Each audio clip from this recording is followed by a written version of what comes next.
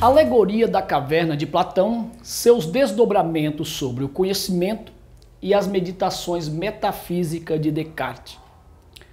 Na nossa aula de hoje, partindo do pressuposto que você tenha lido os livros e os textos anteriormente indicados, faremos uma análise comparativa e crítica das meditações metafísicas de Descartes com a alegoria da Caverna de Platão, com o objetivo de responder às seguintes questões.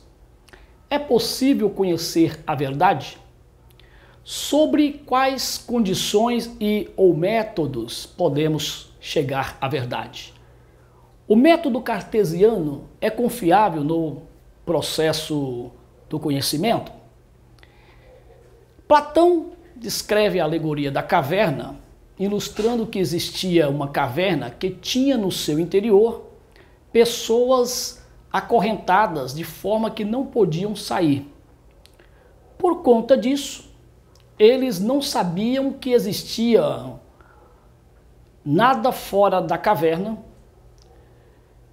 e acreditavam que aquele era o único mundo possível, pois tudo que eles viam eram sombras projetadas na parede do interior da caverna.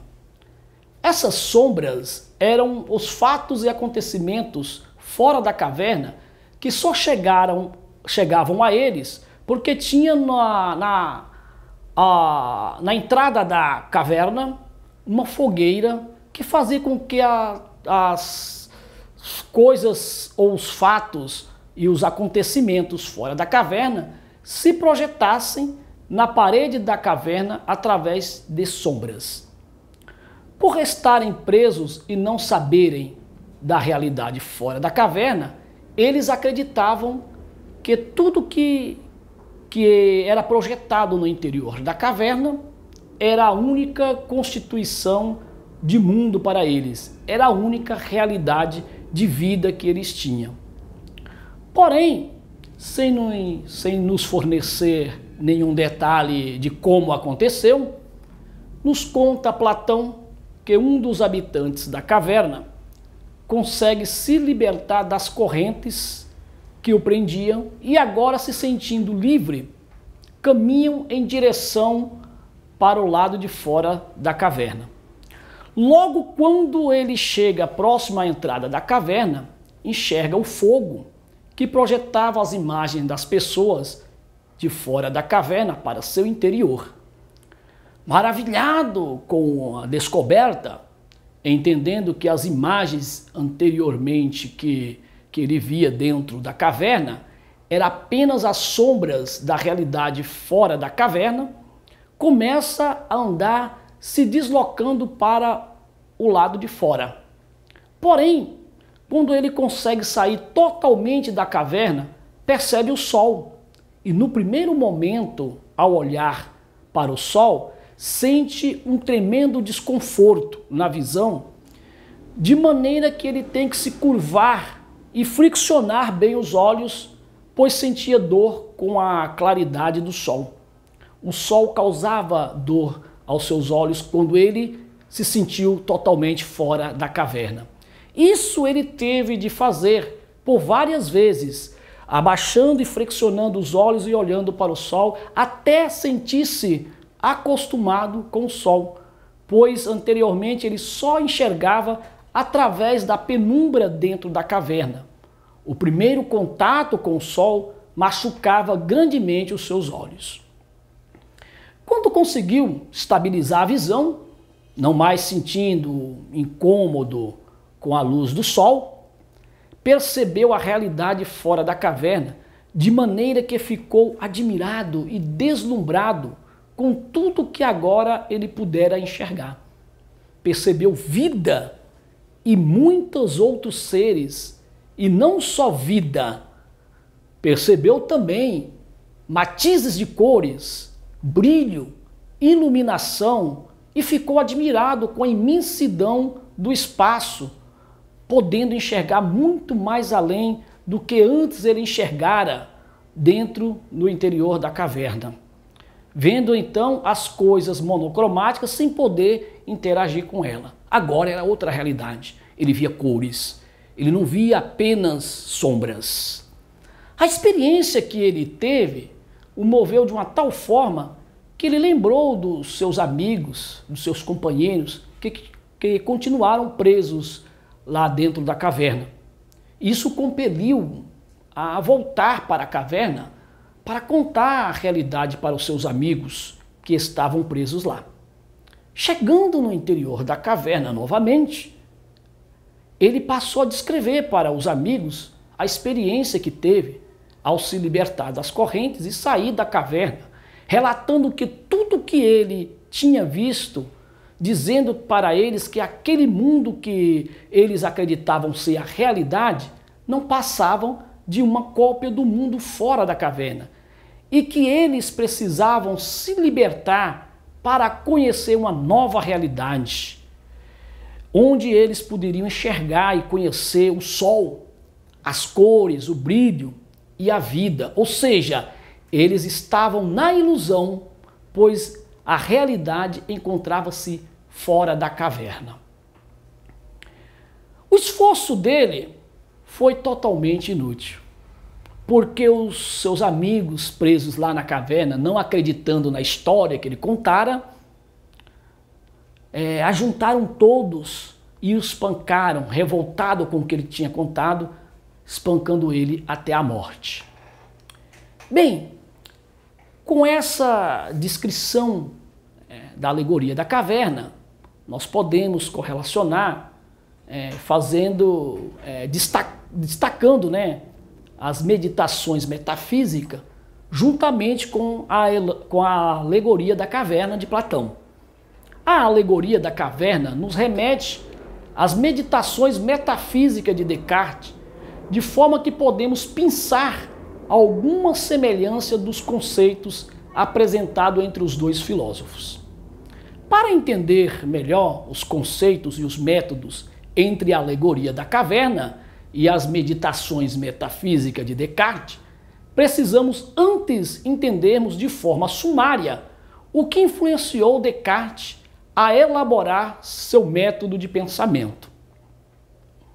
Antes mesmo, precisamos entender que Descartes era de uma família nobre, nascido em La Haye, Roraine, viveu entre 1596 a 1650, época esta marcada por guerras religiosas entre a Igreja Católica e os protestantes.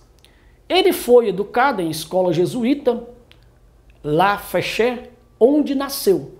Porém, foi na Holanda que ele preparou a maioria dos seus escritos depois de ter estudado em Paris.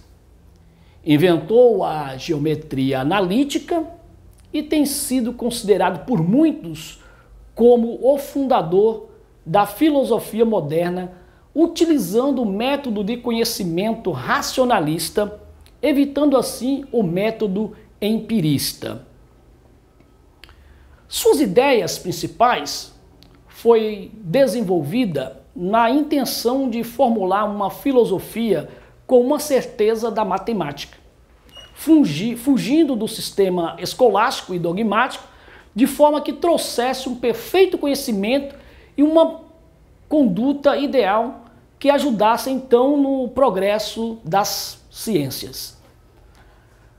Com o intuito de desenvolver um método de investigação seguro e alicerçado pela matemática, Descartes propõe um conjunto de máximas que serviria de guias que validasse o funcionamento do seu sistema, conhecido como sistema cartesiano. Surgem desse processo as 6 famosas meditações cartesianas que servem de base para o método de pensamento de Descartes. Dessa forma, Descartes acreditava que através de um raciocínio bem conduzido e bem elaborado, conseguiria chegar ao conhecimento exato e pleno. Como expressão máxima do racionalismo de sua época, metódico e também dualista, Descartes descreve as meditações cartesianas, que estabelecia alguns princípios gerais que também servia como guia na busca, que era o que servia de guia, de guia para a busca da verdade. Para isso, ele duvidava de tudo. Ao contrário de filósofos anteriores a ele, que estabelecia a busca através da certeza, ele estabelecia essa busca através da dúvida, simplesmente duvidando, e duvidando de tudo. Ou seja, era no processo de duvidar que ele chegava a supostas verdades dentro do método cartesiano criado por ele mesmo. Sinteticamente, as meditações cartesianas se organizaram como segue. Na primeira meditação, ele começa estabelecendo como pilar das suas meditações a própria dúvida. Ele faz uma defesa da dúvida como um método de libertação da própria razão. Descartes utiliza a dúvida como método de libertar a razão do próprio engano. Esses enganos são oriundos de meios relativos de conhecimentos que são adquiridos simplesmente através, por exemplo, das sensações, das emoções, das memórias e etc. Na segunda meditação, Descartes indica a impossibilidade do espírito não existir, ou seja, não há possibilidade de não existir o espírito. Afirma que a natureza, as substâncias não podem deixar de ser, porque substância se define como o que é, simplesmente. Sendo assim, denota eternidade, porque nesse sentido não tem como afirmar seu início, assim como não tem também como afirmar o seu término ou o seu fim. Por conseguinte, a alma humana, por não ser provida de membros ou acidente, como é o caso do corpo, é ela pura e simplesmente substância. Nessa terceira meditação, Descartes levanta seus argumentos, denotando ser Deus a própria razão, e sendo ele a própria razão, existindo através de um poder absoluto, o que converge para o conhecimento da verdade. Nesse sentido, Deus, como razão absoluta, se torna incapaz de ser definido. Ou seja, aquilo que é absoluto não tem como ser definido. Assim, Descartes descreve que seu funcionamento funciona baseado no método em 4 regras. E são essas as regras. Na primeira regra, ele coloca que essa regra deve exigir clareza e distinção. E na segunda regra, análise. Tem que ser criterioso na análise. Na terceira, ordem. E por conseguinte, na quarta, enumeração. Essas regras são regras que guiava Descartes à busca da verdade. Na quarta, ele coloca nessa meditação que tudo aquilo que se conhece com absoluta clareza e distinção só poderá ser verdadeiro. Ou seja, aí ele já faz uma comparação que a verdade é aquilo que se conhece com absoluta distinção e clareza.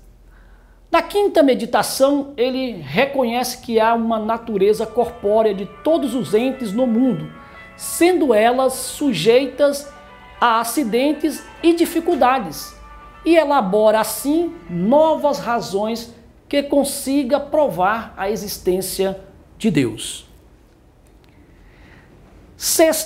Nesta sexta e última meditação, Descartes faz uma distinção entre a ação do entendimento da ação da imaginação. Afirma de forma demonstrativa que, ao mesmo tempo que a alma é distinta do corpo, é também unida à mesma coisa de forma conjugada, formando uma mesma coisa. Bem, com isso, Descartes demonstra que o que se torna evidente é o próprio pensamento da pessoa. Ou seja, que o pensamento, enquanto evidência, que prova que eu sou uma coisa pensante que existo, pois o pensamento pensa a si mesmo e que ele é uma evidência que dura enquanto durar.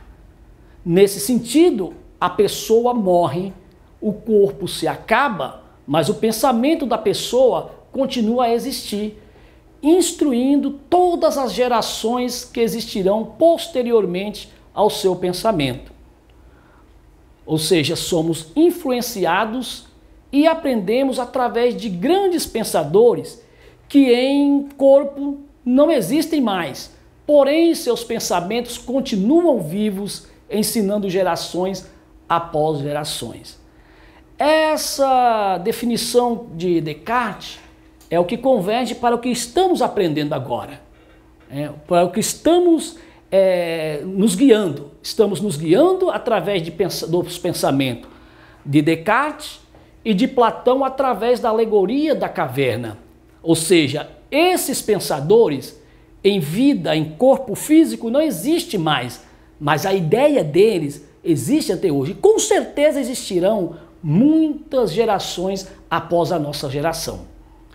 Mas explicando a alegoria da caverna e correlacionando com o método cartesiano de Descartes, entendemos que há enorme semelhança entre a alegoria da caverna e o método de Descartes, de forma que podemos entender que ambos utilizam dos mesmos conceitos e estabelecem os mesmos princípios, o que faz com que o próprio método se torne uma forma de teoria do conhecimento.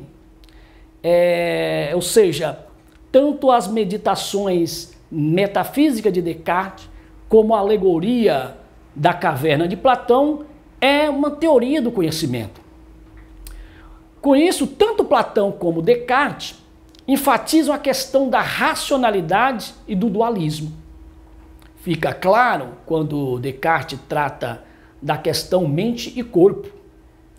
Para ele, a alma do homem é uma substância que pensa advinda de Deus como uma substância infinita. A matéria é totalmente distinta da mente, de modo que pode ser definida sem nenhuma alusão à mente, sendo isso uma negação do idealismo.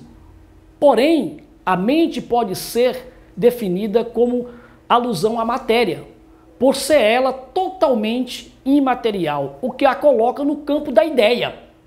E com isso é o que constituiu um dualismo. Descartes só aceitava o idealismo e o materialismo como descrições parciais da realidade. Essa questão do corpo e alma, material e imaterial, convergem, ou melhor, da alma, do material e imaterial, converge com o dualismo platônico sobre a doutrina dos universais, conhecida como mundo das ideias, sobre o universal, elemento eterno e imutável e infinito, que não se encontra no mundo físico, enquanto que o elemento particular é o que se constitui do material, do terreno e do finito. Para Platão, tudo que está relacionado com o particular ou mundo material e terreno é cópia e imitação do universal que está constituído em outro plano, em um mundo abstrato, que por ser abstrato, é constituído como o mundo das ideias. Isso é o que Platão descreve com a alegoria da caverna, sendo o interior da caverna símbolo do mundo físico, material e dos sentidos, e o mundo fora da caverna, simbolizando o mundo do universal, do que é imutável e infinito. Ou seja, tudo que existe para nós no mundo material é, segundo Platão, uma cópia deformada ou sombra do que existe no mundo imaterial ou mundo das ideias.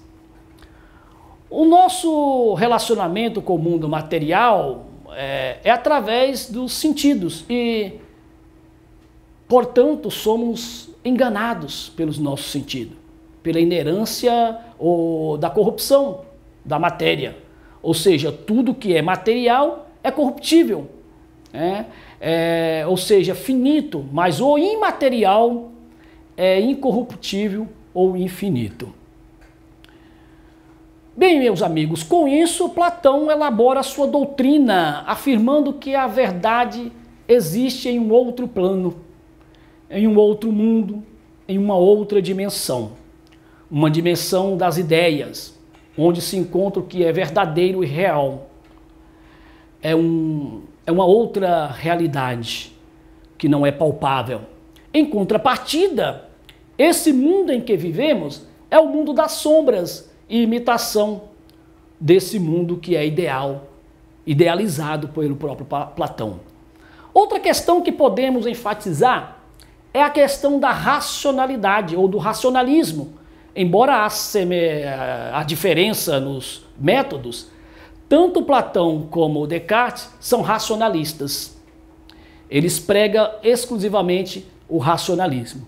Basicamente, o racionalismo é a crença de que é possível o homem obter a verdade contando apenas com a razão e, de certo modo, por intermédio ou por meio dela.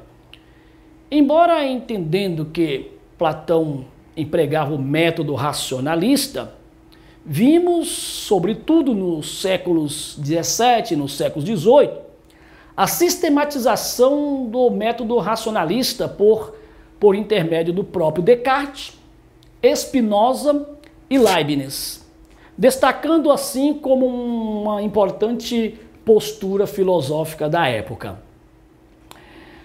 Com isso, com a proposta de análise dessa aula, na alegoria da caverna e também nas meditações metafísicas de Descartes, podemos encontrar elementos que destacam o método de conhecimento racionalista que procura explicar as coisas através da própria razão e justificativas que somente através da própria razão poderemos chegar ao conhecimento.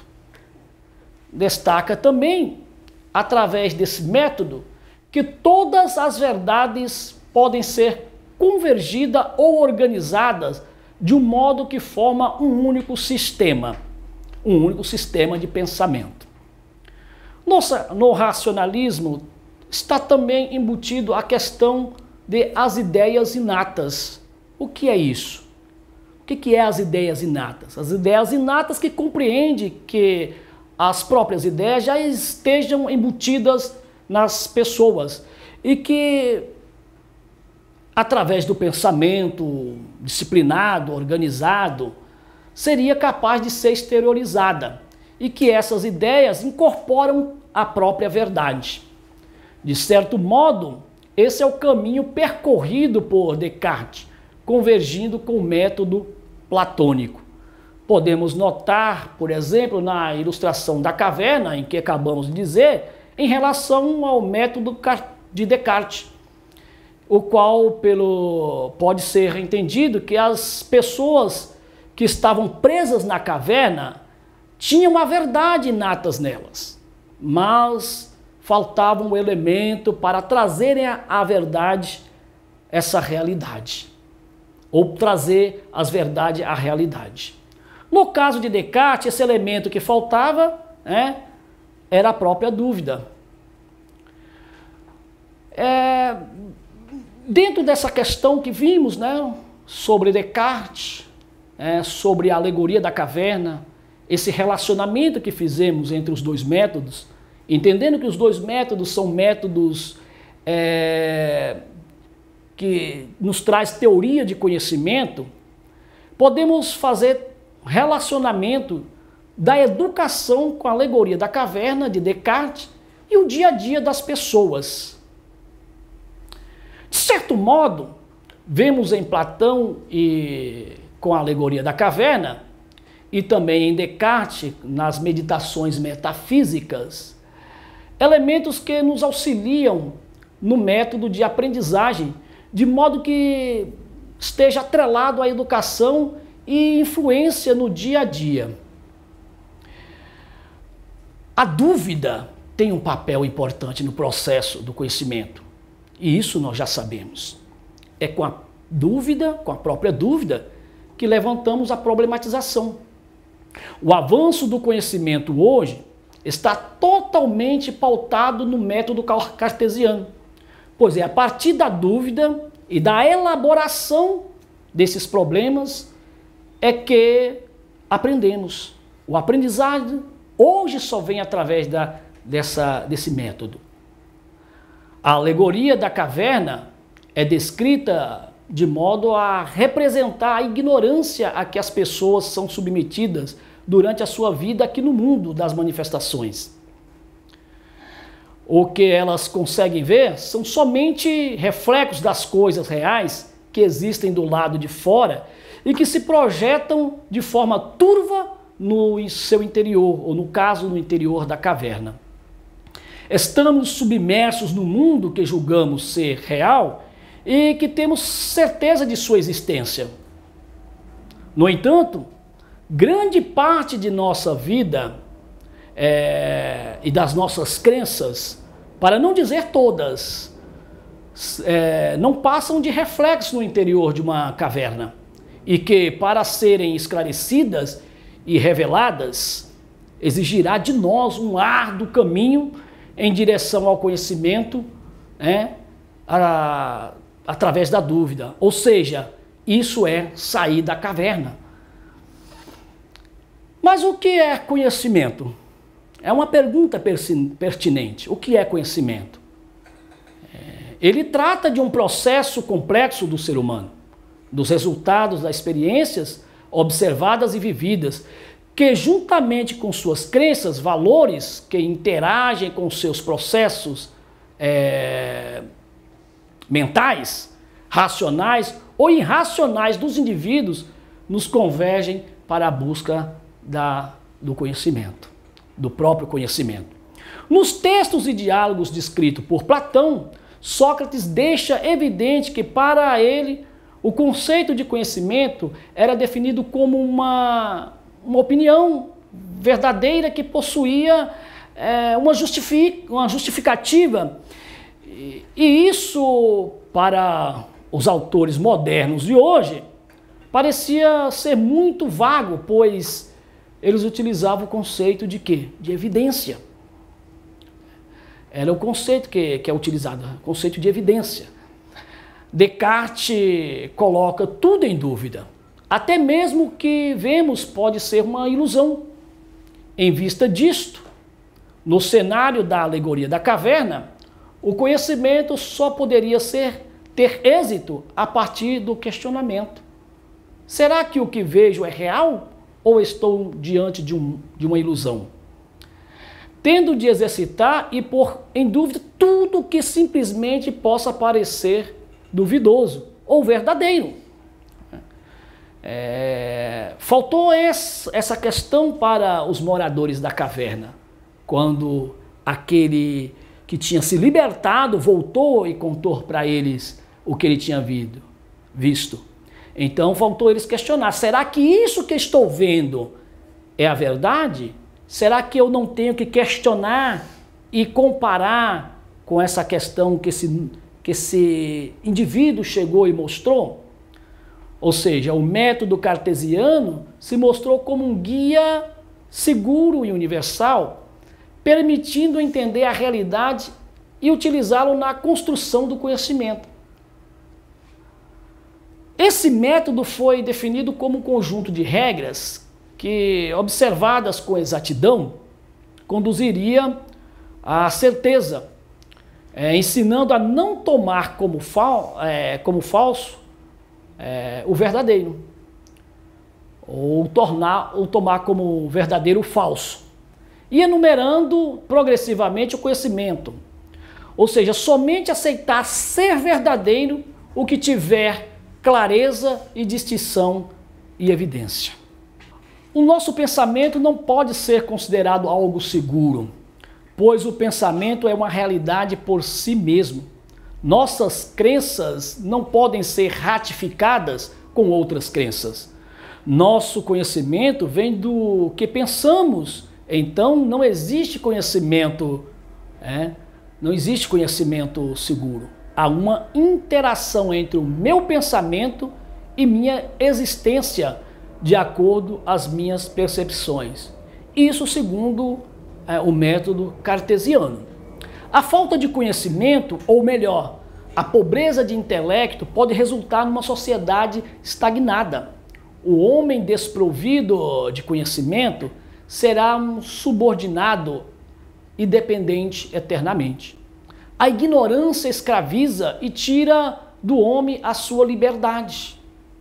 O conhecimento deve ser algo acessível a todos, que o homem possa contribuir nas diversas áreas do conhecimento.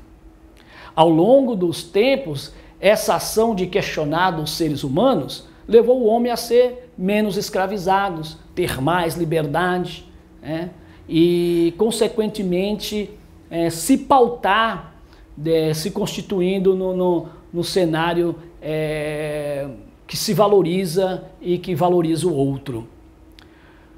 Portanto, concluindo essa nossa aula, devemos saber que é entendendo o processo da alegoria da caverna, aplicando em nossas vidas, atrelado ao método cartesiano, no sentido de não nos conformarmos com as questões dadas como prontas e acabadas, é que progrediremos no processo do conhecimento. Agradeço a atenção de todos e até a próxima aula.